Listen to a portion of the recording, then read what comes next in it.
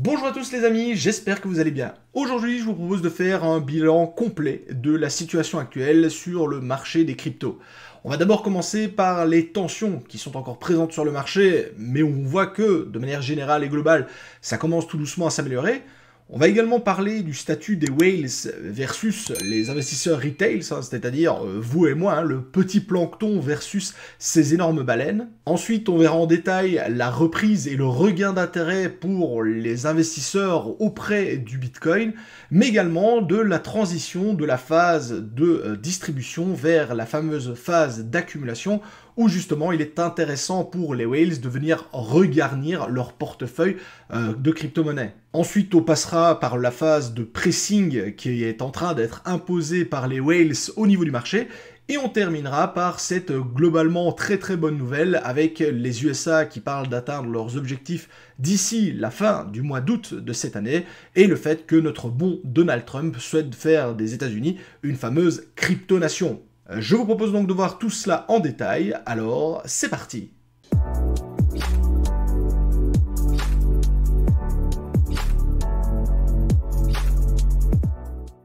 Donc pour commencer, je vous propose de faire le point d'abord sur la tension qui est présente sur le marché, mais le fait également que c'est en train de s'améliorer. Donc lorsqu'on regarde un petit peu ce qui se passe à l'heure actuelle au niveau des détenteurs de Bitcoin, donc les personnes qui sont exposées sur le BTC, on remarque que la tension, la peur est toujours bien présente sur le marché, même de manière significative, particulièrement chez l'investisseur retail,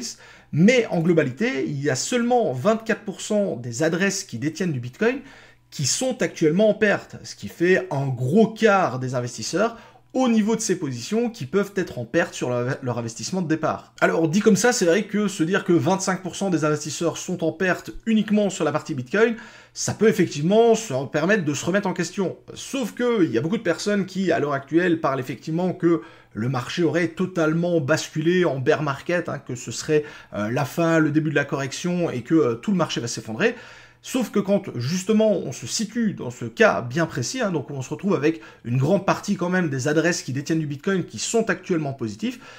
on est plus proche d'une situation d'un mouvement de correction plutôt que d'une réelle capitulation où à ce moment-là, les investisseurs vont se décharger totalement de leurs différentes positions. D'ailleurs, on va voir que dans la vidéo un peu plus loin, c'est pas vraiment le cas et c'est même plutôt l'exact opposé qui est en train de se passer. Et cette situation au niveau du marché, elle se traduit par un comportement effectivement, comme je vous le disais, de peur, un petit peu de panique de certains investisseurs, mais on est vraiment dans une situation qui se rapproche de ce qu'on retrouve notamment en fin de consolidation, c'est d'ailleurs ce qu'on a pu observer par le passé au niveau du graphique que je vous approche, et surtout une très grosse reprise de la volatilité une fois qu'on a quitté cette phase de consolidation. Phase de très forte volatilité qui va attirer de très nombreux investisseurs et notamment de traders qui vont permettre justement de relancer un petit peu la machine parce que il est vrai que là depuis plusieurs semaines voire même plusieurs mois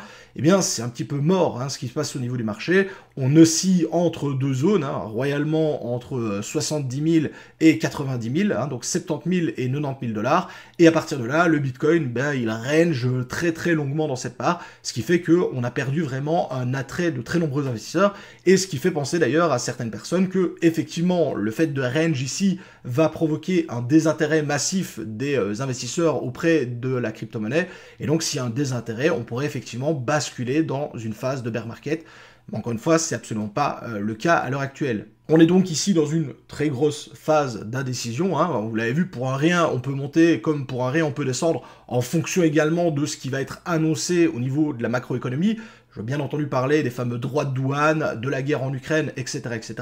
Et on remarque qu'à la moindre annonce, le marché peut pumper comme dumper, sans réelle raison, si ce n'est effectivement ces conséquences macroéconomiques qui viennent impacter le marché. Ce que je veux dire par là, c'est qu'il va falloir encore attendre plusieurs semaines, voire même plusieurs mois, pour identifier clairement la tendance dans laquelle le marché est en train de se positionner. Et donc ça reflète la première question que je me posais, c'est que, ok, on a toujours un mouvement de peur important au niveau du marché, mais de manière générale et globale, on remarque que cette tendance de peur, elle n'est pas forcément justifiée, et qu'on a quand même une tendance qui va vers le mieux, même si ce n'est pas instantané, et que ça va encore prendre pas mal de temps pour se mettre en place. Une autre analyse que j'ai envie de partager avec vous, c'est de voir un petit peu comment se comportent les whales versus le retail, c'est-à-dire les très gros portefeuilles versus les tout petits d'une certaine façon. Alors, ce graphique, il est extrêmement simple à lire, hein. En bleu, vous avez les zones d'achat, et plus c'est bleu foncé, plus ça veut dire qu'il y a des achats massifs, et au contraire, quand on est en rouge, ça veut dire qu'on n'a pas du tout d'achat, et que le marché n'intéresse pas les investisseurs. Au niveau du graphe, on retrouve dans le bas de celui-ci les adresses qui détiennent moins de 1 Bitcoin, ensuite entre 1 et 10 Bitcoin, etc. etc.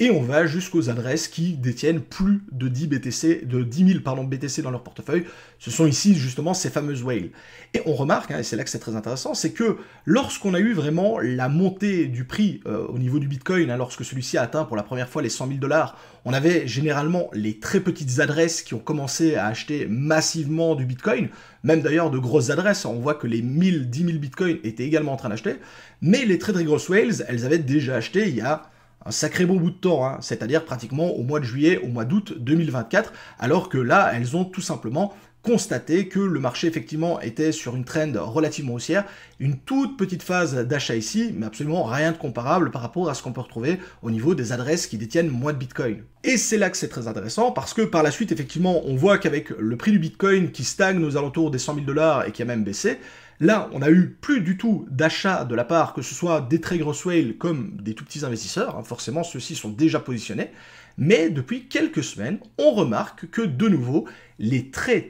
grosses whales, donc les supérieures à 10 000 Bitcoin, sont repassées en phase d'accumulation, elles ont repris l'achat au niveau du marché. Et pour le coup, cette situation, elle est absolument pas anodine, parce que quand on remarque justement comment se comportent les très gros portefeuilles vis-à-vis du marché, eh bien ceux-ci ont tendance justement à acheter et accumuler largement avant, plusieurs mois avant, les hausses au niveau de leur prix, puisque ceux-ci aiment généralement se positionner largement avant et avoir de longues périodes pour pouvoir accumuler à des prix attractifs. Et c'est un petit peu ce qui est en train de se passer au niveau du marché, avec notre Bitcoin qui range royalement entre 70 000 et 90 000, eh bien c'est une parfaite zone d'accumulation pour les très grosses whales, pour justement venir regarnir leur portefeuille en remplissant ceci de Bitcoin. Et au niveau du marché, ça se retranscrit notamment par un basculement de la phase de distribution, c'est-à-dire le moment où les investisseurs vont décharger leur bague et vendre justement leur crypto-monnaie pour venir prendre des profits, et au niveau des whales, on a rebasculé dans une fameuse phase d'accumulation, donc comme je vous le disais,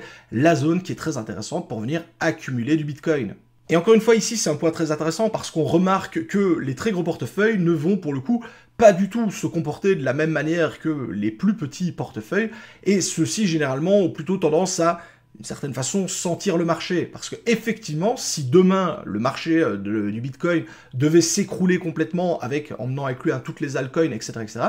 ça voudrait dire d'une certaine façon que ceux qui ont eu le nez creux, ce seraient les petits retails, c'est-à-dire les petites adresses qui auraient vendu d'une certaine façon le top et qui pourraient profiter justement de ce gros bear market pour venir racheter. Or là, on a plutôt l'impression que les whales, elles ont senti le truc venir, qu'elles sont justement en train d'accumuler, que c'est le retail qui est en train de se faire piéger justement avec ce mouvement de panique et qui sait pas trop sur lequel pied danser, est-ce qu'il doit vendre, est-ce qu'il doit acheter, est-ce qu'il doit attendre, etc., etc. En tout cas, une chose est certaine, c'est que les whales, les très gros portefeuilles, eux, ils ont déjà pris leur décision, ils sont en train de nouveau d'accumuler du Bitcoin. Et vous allez voir après d'autres analyses que cette phase d'accumulation, c'est pas une petite phase qui est en train de démarrer. On est vraiment, en tout cas, en train d'entrer dans le dur de cette phase d'accumulation. Parce que, comme je vous le disais, la zone dans laquelle se situe actuellement le prix du Bitcoin, ça reste une zone très intéressante pour l'accumulation. On n'a pas forcément besoin d'atteindre un bottom au niveau du prix pour que subitement les whales se mettent à accumuler du Bitcoin. Et c'est d'ailleurs ce que nous retranscrit très bien cette analyse de Crypto Sapiens, qui montre que malgré le fait qu'on ait un prix du Bitcoin qui soit relativement élevé, même si on est entre 70 000 et 90 000, c'est vrai que par rapport à certains qui estiment que le prix du Bitcoin pourrait atteindre en bear market 20 ou 30 000 $, ça reste un prix élevé, eh bien, on a quand même un très léger regain d'intérêt pour l'achat au niveau de ces bitcoins à ce niveau-là. Vraiment une reprise de l'intérêt, malgré le fait que le prix ne soit pas extrêmement bas et un bottom qui semblerait justement évident pour venir accumuler. Et pour le coup, ça, c'est vrai que d'une certaine façon, c'est très intéressant, parce que si on se dit que les whales sont en train d'accumuler dans cette zone, parce que pour eux, le prix est très intéressant, c'est probablement pas pour venir revendre du Bitcoin à 95 000, parce que s'ils achètent à 90 000, ils sont pas là pour revendre à 95 000. On a remarqué que les whales ont tendance à se positionner très tôt justement en bas des fortes hausses, et on pourrait donc imaginer que si ceux-ci sont en train de se positionner dans cette zone de prix-là, c'est probablement que d'après eux, le prix du Bitcoin pourrait aller bien plus haut. Alors encore une fois, bien plus haut, il faut tempérer cela. Ça ne veut pas forcément dire 1 million de dollars, mais ça pourrait valoir dire justement 150 000, 200 000 dollars, ce qui permettrait encore une fois à ces whales de quasiment venir doubler leur investissement par rapport à leur capital qu'ils sont en train d'investir à l'heure actuelle. Ce qui pour le coup serait plutôt intelligent de leur part, parce qu'encore une fois, si vous avez une vision long terme, ou en tout cas de plusieurs mois, voire plusieurs années, ce qui est très souvent le cas des whales versus le retail, qui est pour le coup un extrêmement impatient qui veut tout de suite, je veux doubler mon bag très rapidement. La whales, elle a le temps justement que ces choses se mettent en place, elle peut facilement attendre 6 mois, 1 an, voire bien plus. Et encore une fois, si on estime le prix du Bitcoin dans 1 an à 150 000 dollars, eh bien effectivement, acheter à l'heure actuelle du Bitcoin aux alentours des 80 000 dollars, c'est probablement un excellent prix d'entrée si on est convaincu, bien entendu, que celui-ci va venir taper son meilleur ATH comme il ne l'a encore jamais fait. Et tant qu'à parler de reprise d'intérêt, d'achat de Bitcoin pour les investisseurs de manière globale, il faut absolument que je vous parle du score de tendance d'accumulation, parce que pour le coup, il a atteint une valeur que l'on n'avait plus vue depuis pratiquement une année. Alors pour faire très simple, le score de tendance d'accumulation, c'est tout simplement justement de constater si on est plutôt dans une phase justement d'accumulation au niveau des investisseurs, et donc c'est un moment opportun pour acheter du Bitcoin, ou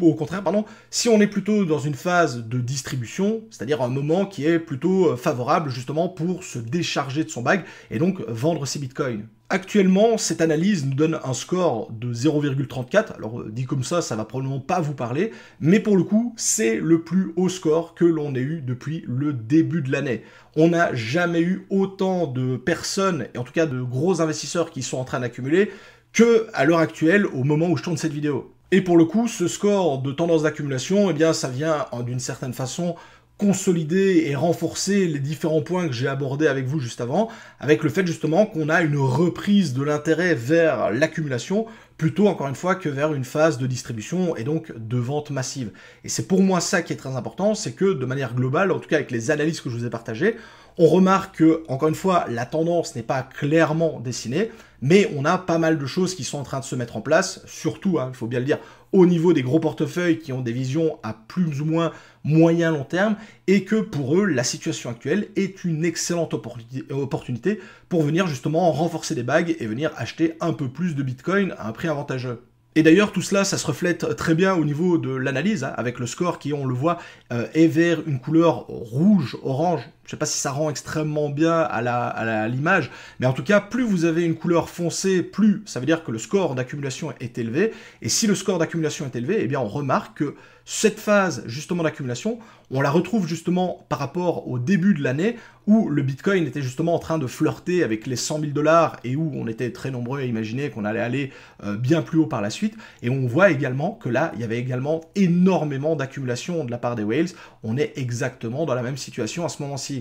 Je vous propose maintenant de passer à la dernière partie de l'analyse on-chain et donc de toutes ces données et ces datas qu'on peut obtenir justement à partir de la blockchain.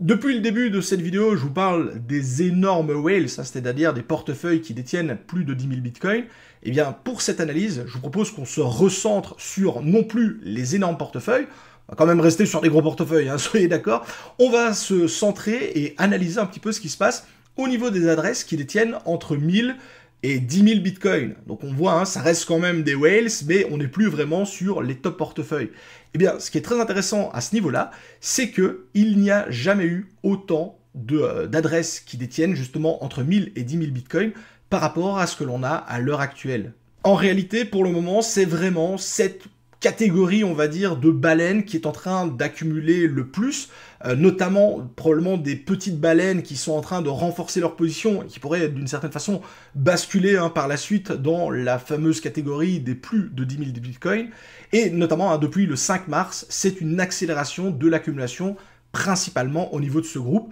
C'est quelque chose qu'on n'a plus vu depuis avril 2024. donc il y a pratiquement une année. Et je vous rappelle que début 2024, c'était pour le coup un moment qui était relativement intéressant au niveau du marché des crypto-monnaies, puisqu'on avait d'un côté Bitcoin qui prenait en valeur, mais surtout également on avait des alts qui se portaient plutôt pas mal, notamment les alts liés aux très grandes narratives comme l'IA, l'intelligence artificielle, tout ce qui était les RWA, l'ADPIN, etc., etc. On était vraiment dans un momentum très intéressant. Et bien au niveau de cette catégorie de whales, on se situe un peu dans la même catégorie, enfin dans la même situation, pardon. Et cette donnée, vous pouvez la retrouver très facilement sur le graphique, c'est tout simplement la courbe rouge qui est dessinée dessus. On remarque effectivement que celle-ci avait pas mal baissé, qui est probablement liée d'ailleurs forcément à la vente des bitcoins et donc à cette fameuse phase de distribution au niveau des investisseurs. Et on remarque depuis que le mois de mars 2025, pour le coup, avec une grosse remontée de cette courbe rouge, ce qui veut dire, encore une fois, que cette catégorie d'adresses est en train également, elle, de passer en phase d'accumulation et non plus en phase de distribution. Et pour terminer, je voudrais partager avec vous un tout dernier point qui, je vous le disais, n'est pas du tout lié à l'analyse on-chain, l'analyse fondamentale, mais je vais simplement vous parler de Tim Scott, donc, qui est le président de la commission bancaire du Sénat US, qui a indiqué, lors justement d'une interview, que l'ensemble des projets de loi qui sont en lien avec le Bitcoin et plus généralement la crypto-monnaie seraient adoptés d'ici la fin du mois d'août 2025. Cela veut donc dire que d'ici les 4 prochains mois, l'ensemble des promesses de campagne qui avaient été faites notamment par Donald Trump à l'époque devraient être adoptées et devraient être mises en place. Et concernant les projets de crypto-monnaie, je vous rappelle que les États-Unis voulaient vraiment devenir une crypto-nation et favoriser leur déploiement sur le sol américain. Il était notamment question de faciliter l'accès à ceux-ci, à des comptes bancaires, des réductions d'impôts pour les projets qui se développent sur le sol américain.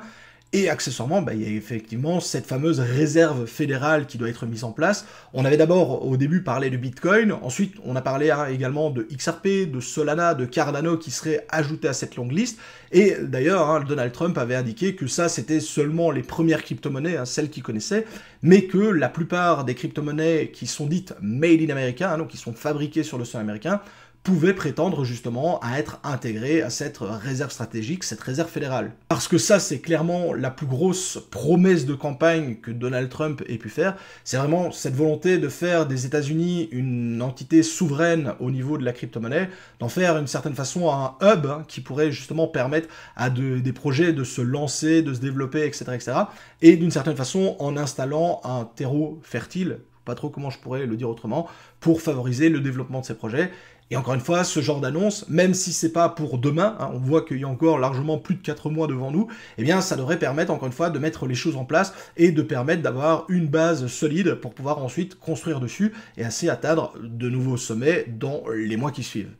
Et donc, en vous expliquant tout ça, et si je devais tirer d'une certaine façon une conclusion un peu globale, parce qu'on a parcouru pas mal de données ensemble au travers de cette vidéo, le mot d'ordre, le premier mot d'ordre, c'est clairement qu'on n'est pas encore tiré d'affaire, mais, et c'est un gros mais, la situation est en train vraiment de s'améliorer et pour le coup, on a de vrais signes de reprise au niveau du marché. Alors attention, ne me faites pas dire ce que j'ai pas dit, quand je vous parle d'une reprise, ça veut pas dire demain c'est bull run et dans une semaine c'est all season, to the moon, on peut déjà commander la Lamborghini et il va falloir choisir la couleur de la voiture. On n'en est pas encore là. On a clairement, pour le coup, encore des possibilités de range qui pourraient s'installer pour plusieurs semaines, voire même plusieurs mois. Puisqu'encore une fois, je vous l'ai dit, les whales, elles aiment accumuler à des prix intéressants et elles accumulent pendant des semaines et des mois. Elles vont pas faire ça sur genre 2 jours, ça va prendre du temps. Mais pour le coup, ce qui est intéressant avec toutes ces news-là, c'est que le fameux scénario d'un retour du bear market, le marché s'effondre, c'est la fin, etc., etc., ça s'éloigne petit à petit et on se dirige vraiment vers du mieux. D'ailleurs, au moment où je tourne cette vidéo, le prix du Bitcoin se situe aux alentours des 85 000 $ et il est très important pour lui de reprendre des niveaux clés justement pour tenter de confirmer la tendance actuelle, en tout cas la tendance de laquelle il est en train de s'inscrire. Avec en premier lieu les 88 000 $ qui est tout simplement la résistance actuelle sur laquelle on bute depuis plusieurs semaines, et si jamais on parvient à franchir cette résistance, on pourrait venir s'installer de nouveau dans notre range 90 000, 100 000 $, avec notamment les 92 000 qui sont un point d'intérêt, et puis par la suite, ça viendrait confirmer la tendance actuelle, et seulement à partir de ce moment-là, on pourrait envisager de nouveau une grosse tendance haussière, et d'une certaine façon, une reprise du bull run. Mais vous l'avez compris, on n'est pas encore là, il y a encore pas mal de choses à faire, même si on va encore une fois dans la bonne direction. Toutes ces choses-là sont des choses qui vont prendre du temps. Il va falloir justement un peu voir comment la tendance se dessine et peut-être qu'en fonction justement des décisions macroéconomiques, notamment par exemple la suspension des droits de douane, l'arrêt de la guerre économique entre les États-Unis et la Chine, potentiellement un cessez-le-feu entre l'Ukraine et la Russie. Bref, tout ce genre de news qui pourrait venir vraiment soulager les marchés et venir redonner un petit peu de confiance au niveau des investisseurs pour relancer d'une certaine façon la machine. Alors bon, vous allez me dire que tout ça, encore une fois, hein, c'est bien sympa, Bitcoin par-ci, Bitcoin par-là, mais qu'en est-il des alts, hein, parce que c'est vrai que pour le coup, celles-ci, elles sont d'une certaine façon dans un sérieux bear market qui va pas s'améliorer. Ben, c'est un petit peu ce que je vous disais, on est encore très loin d'un bull run au niveau du Bitcoin, et donc potentiellement d'une alt season, mais j'insiste à chaque fois là-dessus, si l'on veut avoir une alt season qui vaille le coup, et donc avoir d'une certaine façon un déversement de la liquidité du Bitcoin vers les alts, il faut en premier lieu que le Bitcoin soit fort et que celui-ci emmagasine de la liquidité. Puisqu'encore une fois, 100% de la liquidité sur Bitcoin ne va pas se déverser sur 100% des alts. Et encore une fois, en fonction des alts, il faudra bien choisir les challengers sur lesquels on va être positionné parce qu'on remarque effectivement que à ce niveau-là, la concurrence est relativement rude. Donc je suis désolé d'insister encore une fois là-dessus, mais vraiment, il faut d'abord qu'on ait un Bitcoin fort qui se renforce, qui accumule de la liquidité, qui montre d'une certaine façon un regain d'intérêt et une certaine façon une zone de sécurité pour l'investisseur, hein, parce que s'il se casse la figure, bah, personne ne va vouloir investir sur le marché. Et seulement quand la confiance sera rétablie, que le Bitcoin atteindra de nouveaux sommets et aura emmagasiné de la liquidité, seulement à partir de ce moment-là, on peut espérer avoir un mouvement au niveau des alts.